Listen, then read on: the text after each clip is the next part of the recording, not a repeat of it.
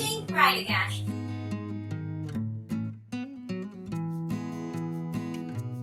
So today I'll be doing a book talk on The Raven Boys, the first book in the Raven Cycle series.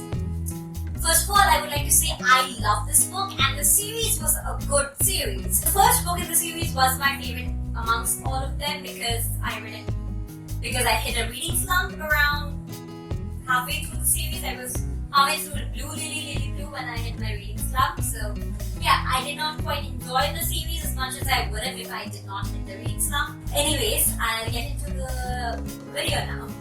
The Raven Boys is basically a series about this girl Blue and these Raven Boys going on a quest to find a dead or sleeping king, Glendower. And the quest is filled with so many turbulences and we get to see these characters grow because all these characters here are just kids. They're 17, they're the exact same age as me when the book starts. And we see the story progress with each character developing and you fall in love with each of them in a different way. And this is a good series. The dynamic between all these characters, the dynamic between Blue and her family is phenomenal. I think the best part about the series was the characters because the characters were amazing and the way the book made you feel about the characters, about the world was amazing. So basically this book is a paranormal romance and I mean I wouldn't really class it a paranormal romance. There was a lot more friendship than there was romance. It's a paranormal book about these kids trying to find Glendower and it's set in a town called Henrietta. And there's this amazing place called the Caves Water and we learn more about all of this as we go into the spoilery section. So if you have not read the book, please read it and come back. If you have, let's go to the spoilery section.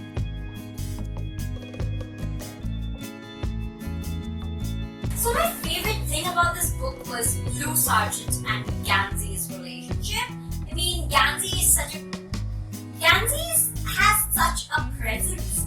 I mean, like, no matter who he's with, people like him because he is that kind of a person that people like. He has a golden heart. He believes in the best of everyone. And to be honest, I kind of related with him. It was weird because at the same time, even though I related to him, I realized that there was nothing in common between us. He comes from like old money. He doesn't realize that things don't come easy for everyone like they come for him because he sometimes expects Adam to be like him when Adam does not have the same advantages as him. So I think he can sometimes be oblivious, which is something I relate to. I'm extremely oblivious when it comes to things around me. But I also happen to be the kind of person that will trust anyone. I am a trusting person. So the quest aspect of the book was something I really enjoyed. I enjoyed these teenagers going on a quest to find the dead king to get a wish. And what really bothered me was that even though they were all in this together, Adam wanted to, initially he wanted it because he wanted to get, well, he wanted money, he wanted status. And I did not like that. And I loved Adam in the beginning. And as the book went on, my love for him reduced tenfold because I couldn't respect him because he couldn't respect himself as who he was. I think for me, the basic thing needed to love a character is self-respect. And he didn't quite develop it until later in the series, and I did start liking him again in the series. But at this point, I did not like him at all. And Blue's relationship with each of these boys was different. I loved Blue's bantering relationship with Gansy. He was constantly saying the wrong thing without realizing he was saying the wrong thing. And Blue always stood up for herself. She was always self-sufficient and I respect her for that. I love her for that. And that's why I couldn't ship her with Adam because, well, he wasn't quite the right fit for her in my mind. In my mind, Gansy and Blue belong together, especially because of their first encounter. I'm not talking about the spiritual encounter. I'm talking about the one at the restaurant when Gansy goes up to her and tries to set her up with Adam. But like the way she retorts to him, that's what made me ship them. I don't know why I thought it's a weird thing to ship people on, but I shipped them because of that. I also love the fact that one in her family that is not a psychic, but at the same time, she is like made to feel important in her family. Family doesn't push her aside because she's not a psychic. Yes, they keep her in the dark about a lot of things, and that is expected because she won't quite understand things to the same level as the rest of them because she can't experience them like the rest of them.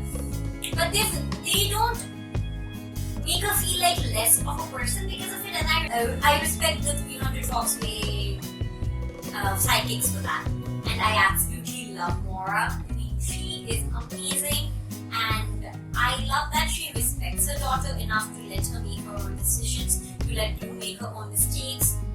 I think that's one of the most important things needed in life for a child to grow into a good and wholesome person. And I think Maura is an amazing parent. She's, I think, my all-time favorite parent after Molly Weasley. I love Molly Weasley. Now, moving on to Blue and Noah. I love their relationship. Noah is different with Blue. He's always such a loner. He's reserved, but with Blue, he feels free. And we later learn it's because she's a mirror. And he was basically using her power to say, be stronger in the living world. He was not animated in the living world because of her. And it really broke my heart when we realized that Noah was dead because I formed a bond with him.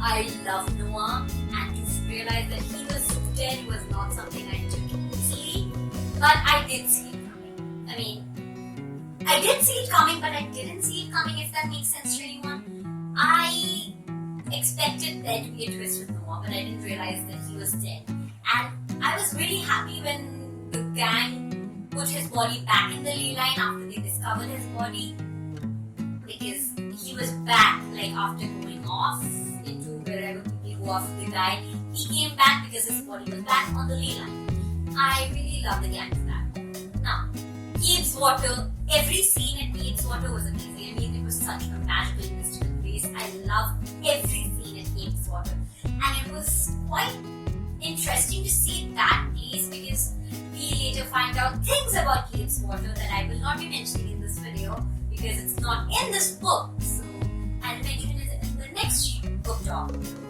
Now I want to discuss Professor Welsh for a second and say that he was a jackass.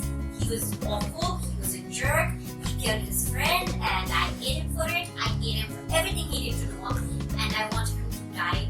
And he did die, and I don't know why I wasn't satisfied. And to be honest, as I went on into the next books, I forgot he existed. I literally forgot he existed until I went back to my notes and I read about him, and I was like, I hate this guy. Why would he just makes my skin crawl, and come on, I just can't respect someone like that. He is a jerk, he is such a bad guy. And I know I'm being repetitive here, but I just hate him that much. Anyways, so overall, I would say that this book was good. And this definitely gets a 4 stars in my opinion. If you like this video, give it a thumbs up. Comment down below what you think of this book, and if there's anyone else who wasn't in love with Adam, because I wasn't. I honestly wasn't in love with Adam. So yeah, let me know if anyone else is not the biggest fan of Adam, and let me know how you feel about this book in general. Subscribe to see more of my videos, and